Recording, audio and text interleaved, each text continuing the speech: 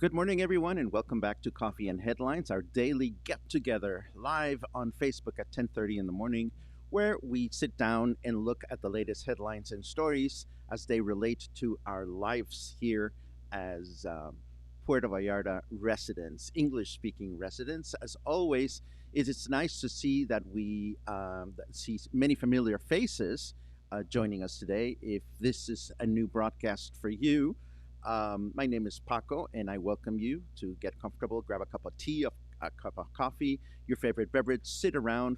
Feel free to say new in your comment to let us know that you're new to the broadcast. Let us know where you're watching from. Let us know how you found out about Coffee and Headlines.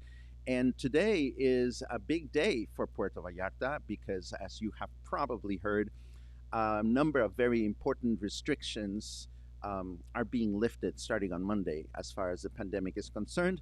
We're going to go through those today and be as clear and as specific as possible as to what changes on Monday, what doesn't change on Monday, and and we're going to brace ourselves for whatever's coming. I have some other interesting news coming from the CDC and all kinds of fun and leisurely stuff that you will want to know. Um, I see there's a lot of you today here. It's always nice to see when a lot of people join us. And yes, you are right, Claude. There was great rain, thunder last night. This morning feels fresh, feels really wonderful, although it is humid. It is humid, of course. Good morning, Paul. Of course, Paul is my dear friend and the owner of Hotel Mercurio, where we're broadcasting from all this week. As you know, we've been broadcasting here to be able to do not only coffee and headlines, but also do a series of talk shows and interviews in the context of the Puerto Vallarta Virtual Pride celebration.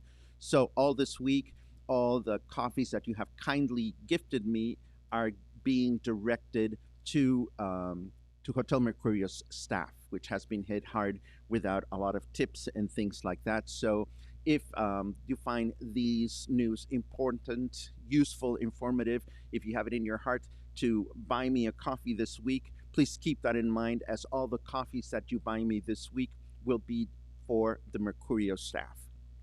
So let's take a quick look at your hellos. Everybody's, breezy day in Wyoming. Hello, Lynn. It's great to see you.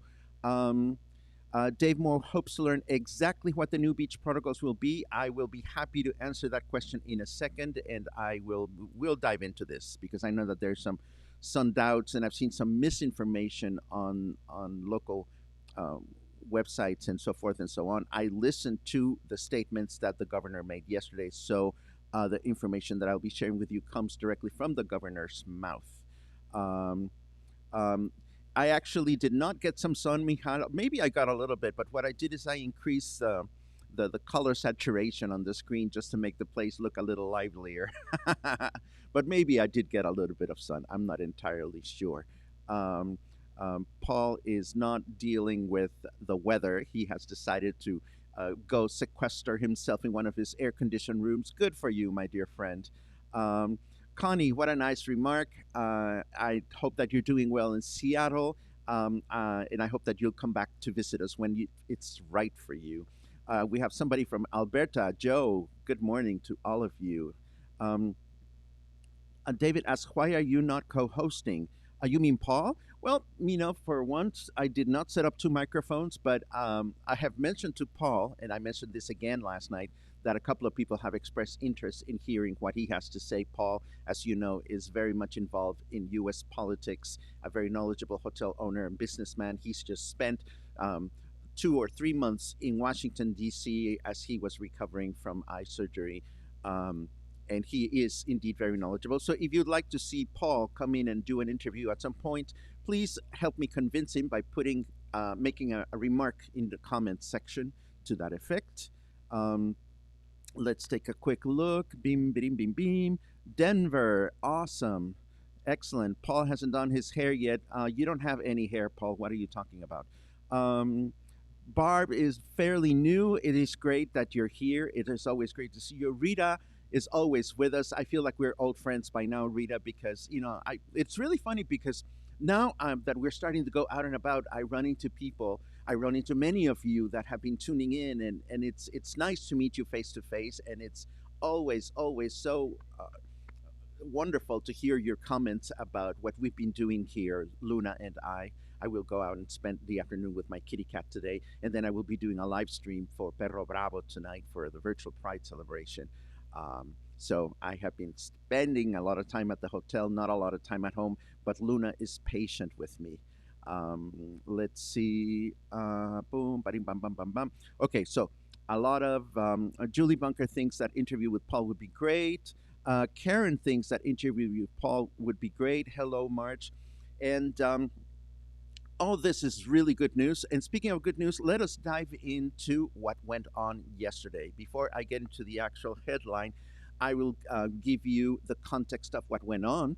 Um, the governor of Jalisco, Enrique Alfaro, came to Puerto Vallarta. He met with the mayor of Puerto Vallarta, with the governor of Nayarit, and with the mayor of Bahia de Banderas, which is our neighborhood, our neighbor municipality in the state of Nayarit. That is where the southern part of Riviera Nayarit is. That's where Nuevo Vallarta is, and so forth and so on. They met with health authorities. They met with people involved in the economics industry, in the hotel industry. And here is what the governor had to say.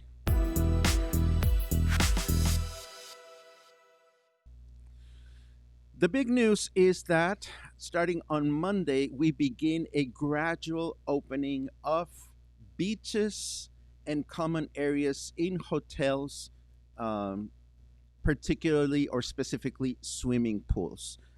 And this is an exception that the government is doing for these two municipalities, the the Jalisco municipality and the Nayarit municipality. It is remarkable and a good thing to see that the two governments, the government of Jalisco and the government of Nayarit, are making joint decisions for our destination. As you know, Banderas Bay is a destination that is divided by a state line. So at times it's been difficult to make or challenging for the politicians that run our states to make joint decisions as they affect to the tourism industry here. This time they worked together and they came to this decision that the beaches are now open. Beaches will be under the supervision of the municipalities if they are public beaches. If they're beaches that are in front of hotels, they are also public beaches. All beaches in Mexico are public, but the hotels are expected to also keep an eye on those beaches. As far as the hotel occupancy is concerned, in Jalisco, it had been announced that we would be able to open hotels at 50%.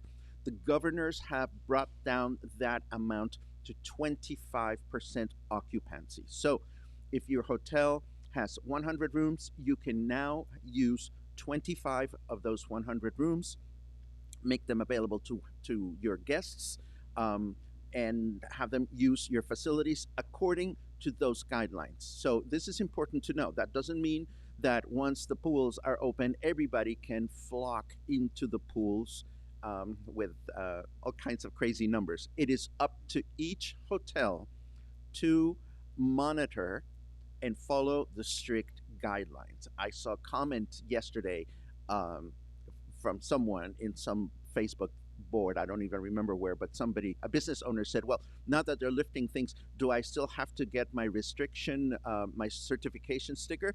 The answer is yes. The assumption is that these hotels that can open because they have followed the safety protocols that were set in place a couple of weeks ago, and they have been inspected and they have received a sticker. I'm happy to say that here at Hotel Mercurio, we were broadcasting yesterday, and I could see the health inspectors walking in and out of rooms with hotel manager. And excuse me, there you go. Bless me. I could see the inspectors very, very patiently looking at every single corner of the hotel. And Hotel Mercurio got its sticker yesterday. This means that Hotel Mercurio is good to go. So every hotel needs to go through this procedure. Now, that takes care of hotels, that takes care of the beaches. Now, looking at the beaches, does that mean that the beaches can be packed? No, they cannot. Again, it will be up to the municipal the municipal, okay, that's a new one, the municipal police force to ensure that the beaches are not uber crowded. Okay, so what I foresee, and this is just my interpretation of that, is that you will see, if you go to the beach, you will see inspectors that are making sure that you're not spending a lot of time being really close to a bunch of other people. If you like to go to places, for example, here at Los Muertos Beach, where they frequently set up beach umbrellas and stuff like that, I am pretty certain that places like the green chairs, the blue chairs, and all the restaurants that have beach property where they set up tables and chairs, they will have to safe distance those. Otherwise, they will get shut down. So that is something, that is pretty much what I have to say about beaches and hotels. Now, moving on to other areas of tourism. The Malecon was brought up, and tourism related activities were brought up. Things like canopy rides, golf courses, malecons, and things like that, public parks where people exercise. All these places are now able not to open, but to begin working on protocols that the government has yet to release. In other words, just as 2 weeks ago, there were some protocols put in place for specific type of businesses like beauty parlors and gift shops and so forth and so on. The government is now working specifically on protocols that relate to tourism related activities, boat rides, canopy, golf courses, so forth and so on. That means that these places cannot open yet. The Malecon is not open yet. You cannot hop on a panga on a recreational ride yet. You cannot schedule a boat tour. You cannot go canopy riding yet. But they're starting to lift those restrictions gradually, but not yet. Not yet. Now, a lot of people wonder about bars and nightlife and so forth and so on. And the answer there is that there is no date in sight. I saw somebody report online that protocols would be started to be developed for bars and nightlife, and that is not true. The truth is, and that's what the governor said, there is no date in sight yet for bars and nightlife. Of course, restaurants that serve alcohol can continue to do that according to whatever safety guidelines are set forth in restaurants. So, this is, in a nutshell, what the governors said. Let me stop for a second and make sure that I can understand your comments and read them and so forth and so on. Beam, beam, beam, beam. Bum, ba-dum, ba-bum. More praise for Paul in an interview. Paul, I'm sure you're watching. Um, um, oh, I look forward to that, David. I look forward to that. More praise for Paul. Thank you for that. Is this the site Coffee and News where you are presenting the other Pride interviews and presentations? No, all the Pride information and all the Pride content is at the Facebook group for virtual Puerto Vallarta Pride. Um, I've seen a lot of mixed feelings from visitors and locals about the opening of beaches. Oh, I am sure you have, Joey. A lot of people are afraid to go out, and that's legitimate. A lot of people are concerned, and that's legitimate. A lot of people on the other side are willing to live with a certain amount of risk, and that is legitimate as well. The fact that these things are opening does not mean that anybody is forcing you to go out. So if you feel like you need to stay home because that what makes you feel comfortable, then you should stay home. Um, let's see. Do condo rental buildings follow hotel protocols? Of course not, Cindy, because condo rental buildings are condo rental buildings and not hotels. Uh, I think condo rental buildings are, and this is just my opinion. I'm not a lawyer or very knowledgeable about this, but condo rental buildings are private entities, and it is up to each condo owners association to come up with their own guidelines. But ultimately, the bottom line is We all are our own condo association. We all are our own hotel. We all make decisions for ourselves first and foremost. That is the most important place where everybody has to start. We all have to start by making decisions for ourselves and not wait for the government to tell us exactly what to do or not to do. And this is something that is happening elsewhere, and I'll dive into that in a few moments. Um, Rentals that are managed by property management companies are following the rules for cleaning. Thank you for clarifying that. Yes. Um, yes, this is a challenge with beach vendors and people that are going from person to person on the beach without a face mask. Well, you have every right to tell somebody go away. You know, if you see somebody coming to sell you something and they don't have a face mask, just you know, go away. Plain and simple. Let's see. I have not read anywhere if hotels have a protocol for sick patients within their premises when that starts happening. Oh, it's very simple, Elaine. If you, every single time that I've walked into Hotel Mercurio this week, my temperature has been taken. You know, your temperature is measured. And in fact, all businesses by law should have their own temperature, thermometer rather, and your temperature is to be taken everywhere you go.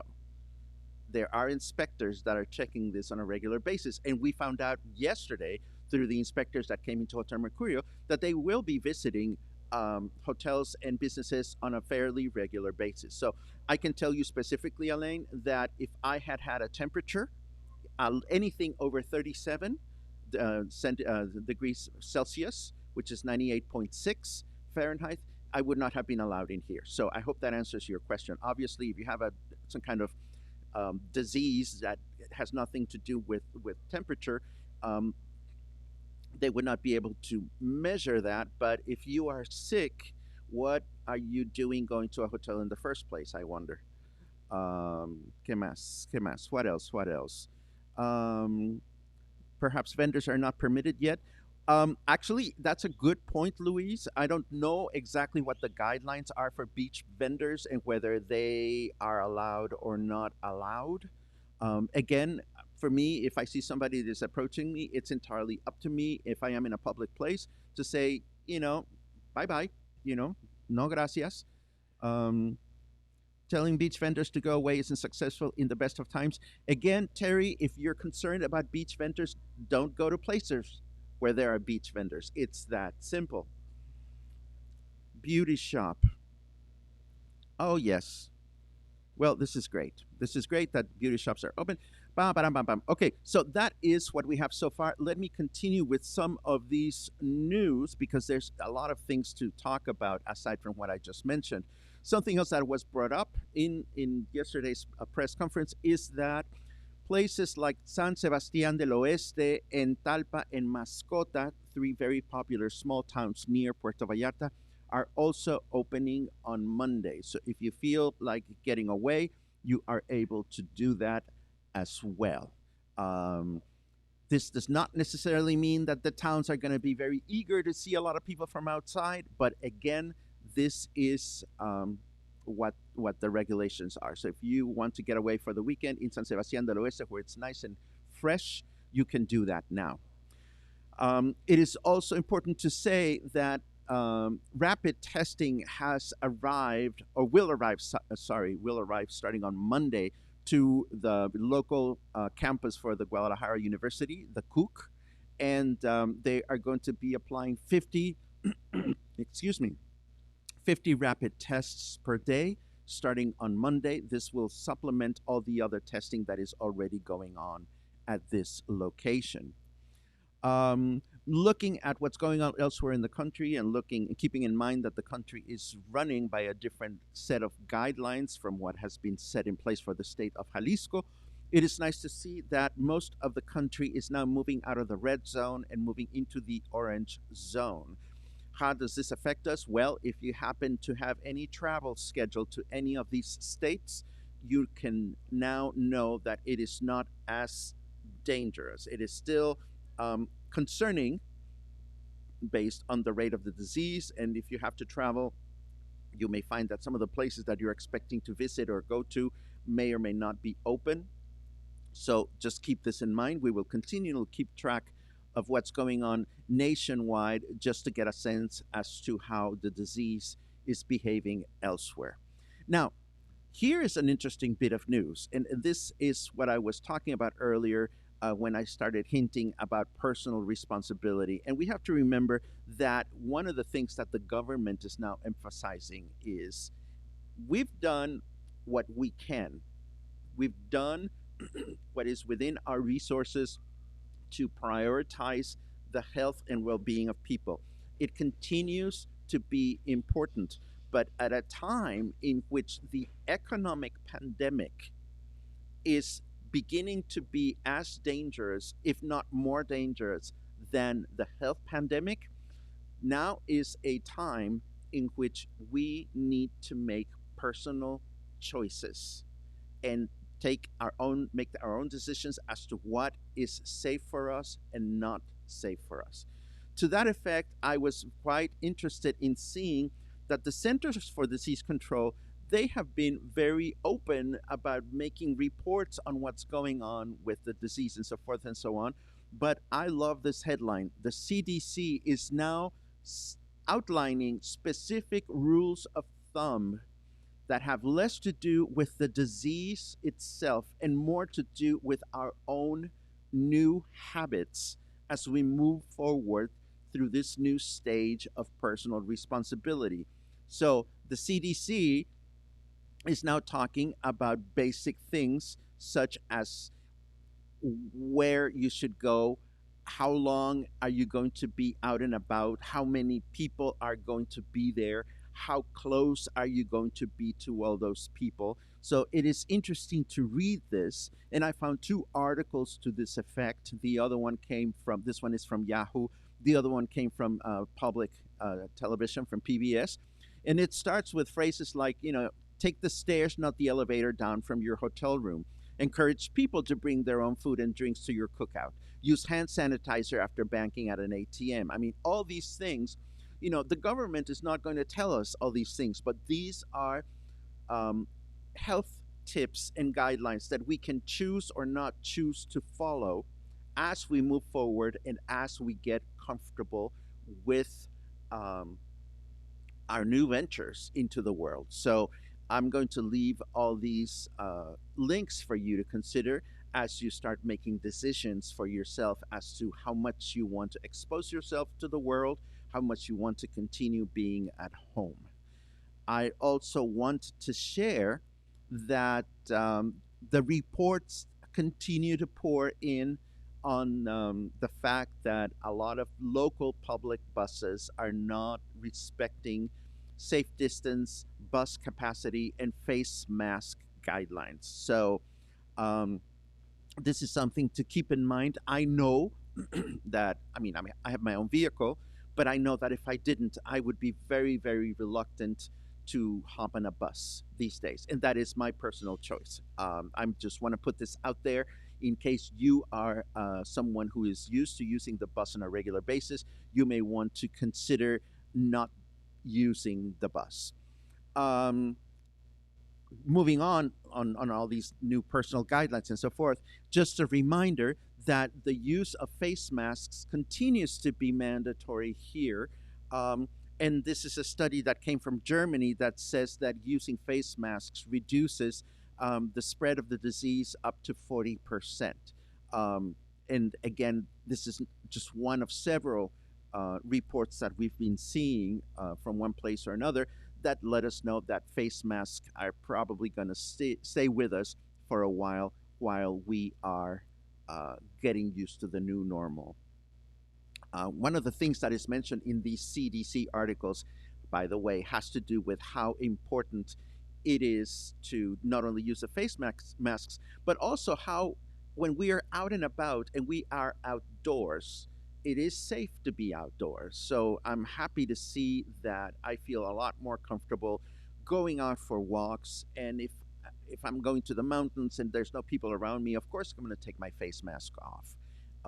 If I'm going to be jogging or walking around the city, and I don't see people walking near me, what I do is I bring my face mask down. If I see somebody getting close to me, I bring it up because we have to remember face masks are about protecting others from us. Face masks are not so much about us being protected from others, it's the other way around.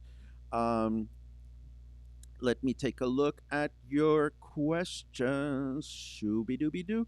Um, since beaches are federal government property, can the feds announce on Sunday that beaches are not open to the public? No, no. The governors of Jalisco and Nayarit have been very clear on this.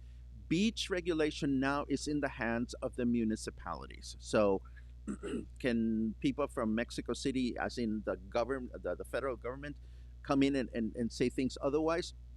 In this case, no, because President Lopez Obrador has been very clear that the president is going to let states come up with their own guidelines. We know that there has been all kinds of friction um, between the federal government and our government, the government of our state, in that regard. But the chances that you may find yourself cocktailing at the beach and all of a sudden the feds land and change the rules and stuff like that sounds more like a great series on Netflix than what you might actually expect to enjoy. Let's see. We have seen beach vendors when at Canto del Mar for margaritas.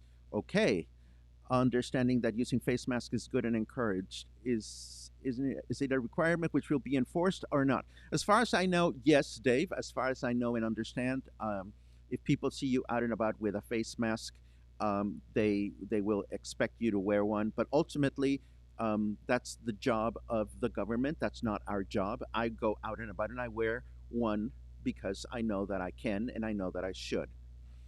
Um, Stream is freezing. I'm sorry to hear that. Um, I hope that's not a generalized case. Face masks are required exactly where in PV, in stores or on Malecon. There are a lot of stores that have signs that say if you're not wearing a face mask, you cannot come in. And on the Malecon is not even open to the public. The only portions of the Malecon that are open are those required for you to access the shops and restaurants that face the Malecon. That's the only Malecon that is that part of the Malecon that is open right now. Health tips, yes, but use your common sense. Thank you very much for that, Stacy. Common sense is part of the new normal. Absolutely. Boom, bee, boom, bee. Unfortunately, many people will misunderstand. That is the nature of the beast. We are humans. We misunderstand. Um, that's the way we're designed. Um, Looking forward to visiting next week. Oh, that's great to know. My family knows that wearing masks are not a choice. We do it out of respect for the tongue we love. Good for you. Wearing masks is a choice, and wearing masks is indispensable, and wearing masks is also a requirement. Um, Protecting others with a face mask. Yes, I'm so glad that we are all on the same page. Um, Will tourist buses be coming here from Mexico City and Guadalajara? Yes, they will. Yes, they are. They are traveling. There are buses now. And of course, the buses have their own safety protocols in place, just as airlines have their own safety protocols in place. It is a personal choice whether you choose to hop on a plane or not. It is a personal choice whether you choose to hop on a bus, an ETN bus from here to Guadalajara or stuff or not. The buses, they know what they have to do because in order to open the bus routes, they had to follow the protocols that were set in place by the government. And I'm going to be looking at your questions again, but I want to move into some leisurely stuff.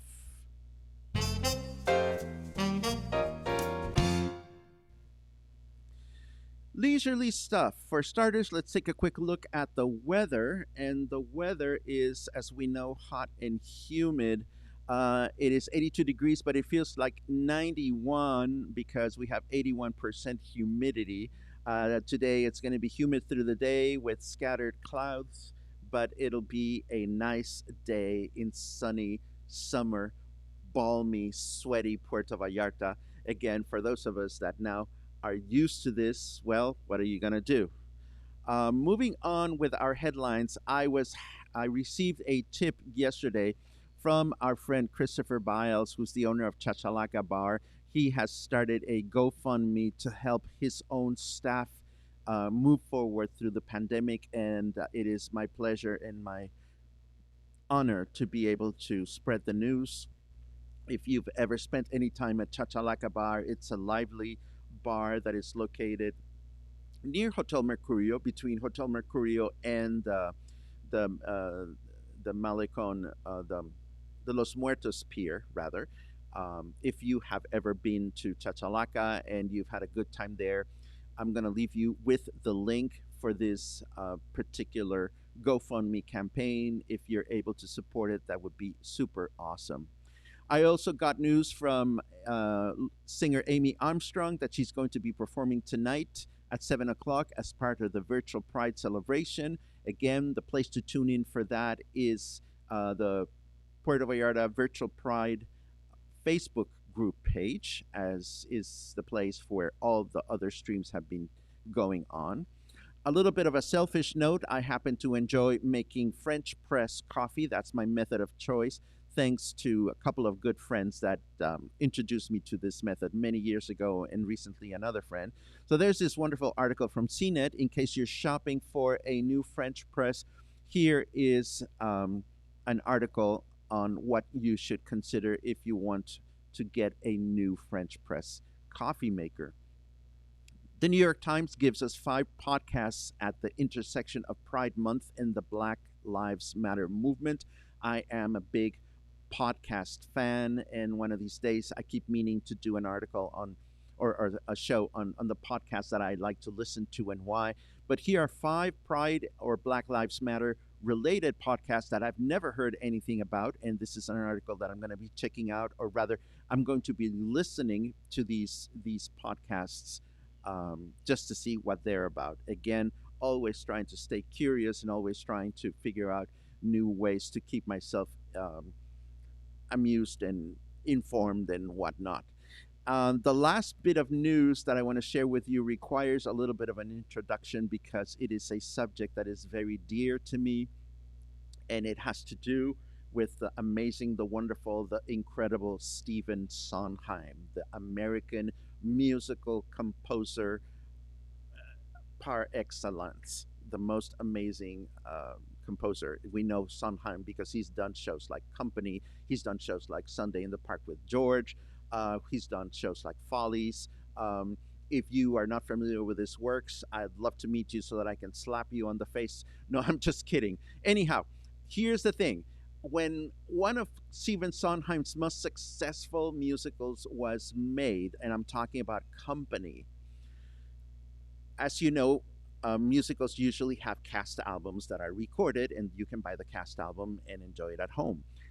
The recording of the cast album for Company was made while documentary cameras were rolling. And through the years, we have enjoyed bits and pieces of these glorious recording sessions of the cast, which was headed by the wonderful Elaine Stritch, um, was doing their work. And of course, the cameras being on all the time also documented moments of struggle, moments of stress, so forth and so on. Now, there is an American company called the Criterion Collection, or simply Criterion, and this is a home distribution company that focuses on licensing important classic and contemporary films and selling them to aficionados. What Criterion has done for many, many years now is Criterion has mastered and cleaned up and re-edited and polished glorious films so that we can all enjoy them. So what has Criterion got to do with Company? Well, Criterion got a hold of the Company documentary, and they mastered it and are now making it available with glorious new sound and pristine images. And here's Elaine. I love the caption for this photo. You can probably not read it, but it says Elaine gets stretched to the limit in original cast album Company. It was a challenging recording session for those of us that are fans. And this article by Vox talks a little bit about what went on during the recording session to give some context as to why this is an important masterpiece to watch and enjoy. I could talk about company ad nauseum, and I won't because I know that not everybody is interested in musical theater. But I did want to show you this because it is an important document of an important musical. And that's all I'm going to say about that. And let me take a quick look at your final comments. Jim wants to give a shout out to Monzon Brewing. They've been serving free meals to those in need every Sunday. This is good to know. Thank you very much for that, Jim. Of course, we want to do a shout out for them. Mary is pressing coffee as she watches. I love that there's more French press aficionados out there. Um, let's see.